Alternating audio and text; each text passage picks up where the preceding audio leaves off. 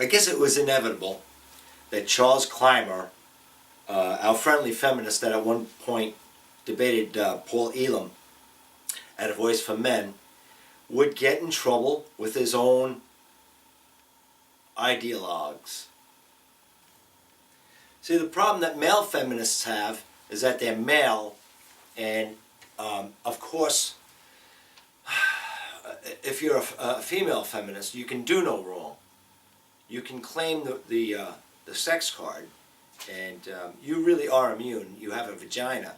But Charles, you don't have a vagina, so at any point that someone in your movement thinks you may have went over the line in their eyes, doesn't have to be in the public's eyes or in the eyes of reality or reason, just in their eyes. So now you see what we've been facing, Charles. I believe what happened to you was you dared to tell a woman like it was. I saw some of the posts, and I gotta say, in some of the comments, I made comments defending you, because at that moment, what you said was right. Your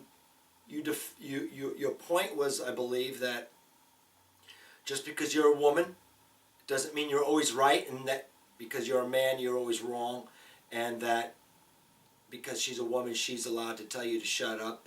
And you said that no, because you have a vagina, it doesn't mean that you're always right and I'm always wrong, and that I have to always shut up.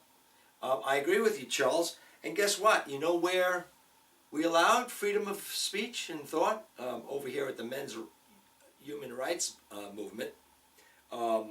Many of us were once feminists, or at least we thought that seemed to be a good ideal to achieve, but when we did examine feminism, we didn't see that there's no ideals at all, just idealism, ideologues rather. And many of us realize that the men's movement is encompassing the human rights of men, women, and boys and girls, and feminism is not the place. It's toxic. And Charles, I welcome you to come to our movement. We will not make fun of you or shame you in any way. We don't use those tactics.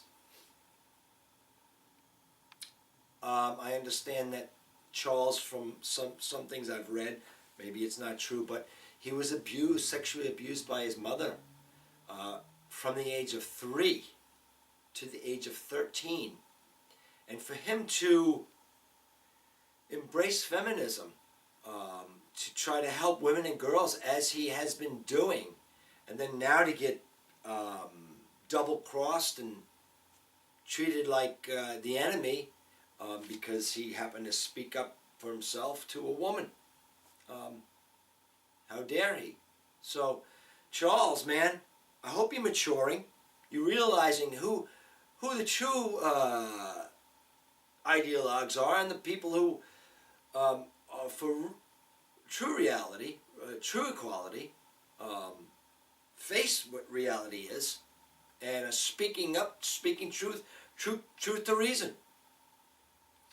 I did see the post, and I have to say I agree with them, because this is what we say in the men's rights movement, and that's why I'm saying Charles Clymer and people like you. There's many hundreds, maybe thousands of Charles Clymers up there, feminists, thinkers actually, who are examining the issues, and maybe they're feminists now, maybe they bought all the BS that feminism has taught them or that they've read about, but maybe they're rethinking things, they're seeing different things, they're thinking about things. Maybe these men's rights activists have something.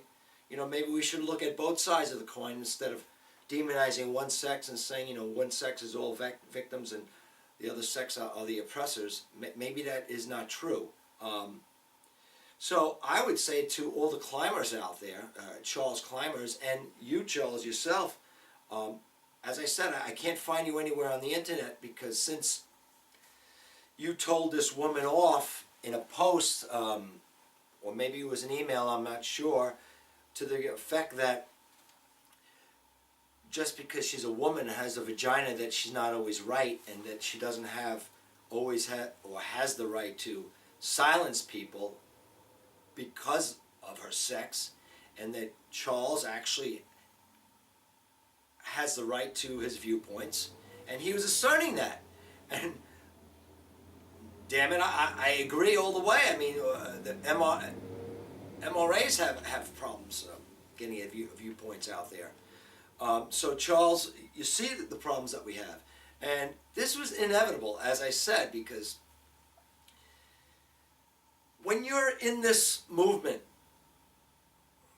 there aren't always easy answers. And you may not say exactly what the next person agrees with.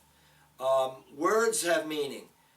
So in your movement, rape and misogyny and racism, those words are bandied about far too often. So just the slightest slip up or perception of something that you might have said wrong, all of a sudden you're labeled a misogynist, or you're a traitor to the cause. You know, you may have debated vs.Elam, but you talk nasty or you talk forcibly to a woman, I don't think you'll ever be forgiven.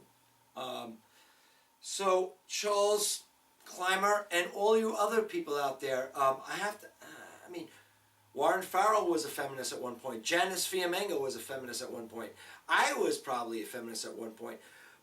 When I thought that, you know, this was for equality for all, but then I found out it really wasn't for equality for all. So, you know, that's why I'm at the MHRM.